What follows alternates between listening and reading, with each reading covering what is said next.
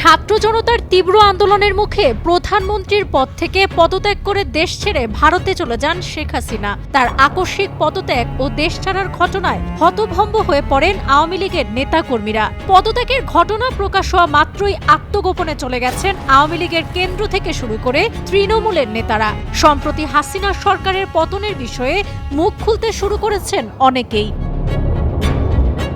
কয়েকজন আওয়ামী লীগের নেতা ভারতের শীর্ষস্থানীয় সংবাদ মাধ্যম ইন্ডিয়ান এক্সপ্রেসের সঙ্গে কথা বলেছেন। তাদের একজন আওয়ামী লীগ সরকারের পতনের জন্য দলের অভ্যন্তরীণ একটি স্বার্থগোষ্ঠীকে দায়ী করে জানান, শেখ হাসিনা তাদের কথা কখনোই শোনেননি। তিনি শুনতেন গ্যাং অফ ফোরের কথা। এই গোষ্ঠীটি শেখ হাসিনাকে বাস্তব অবস্থা বুঝতে দেয়নি কখনো। গ্যাং অফ ফোর কারা জানতে চাইলে জানা যায়, এই চার নেতা হলেন শেখ হাসিনার ছেলে সজীব ওয়াজেদ জয়, বিনিয়োগ উপদেষ্টা সালমান এফ রহমান, আওয়ামী লীগের সাধারণ সম্পাদক ওবায়দুল কাদের ও সাবেক স্বরাষ্ট্রমন্ত্রী আসাদুজ্জামান খান।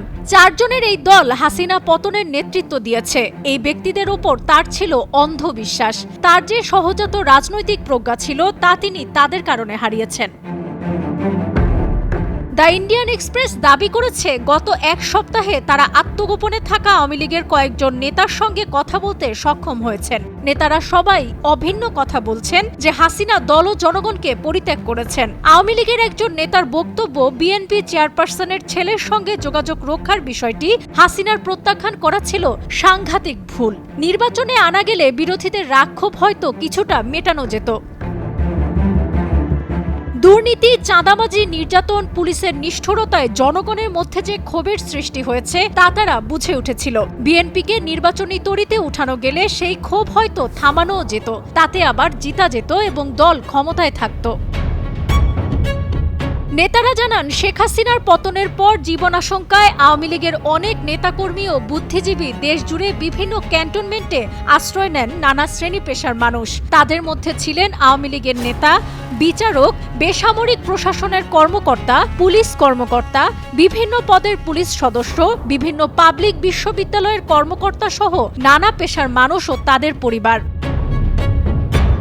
হাসিনার দেশত্যাগের সঙ্গে সঙ্গে তার দলের জ্যেষ্ঠ নেতারা আত্মগোপন করেছেন, কেউ বা গ্রেপ্তার হয়েছেন। 50 বছরের পুরনো যে দল টানা 15 বছরের বেশি দেশ শাসন করেছে, তারা সবাই এখন অস্তিত্ব সংকটে। সাবরিনা কাজী, কালের কণ্ঠ।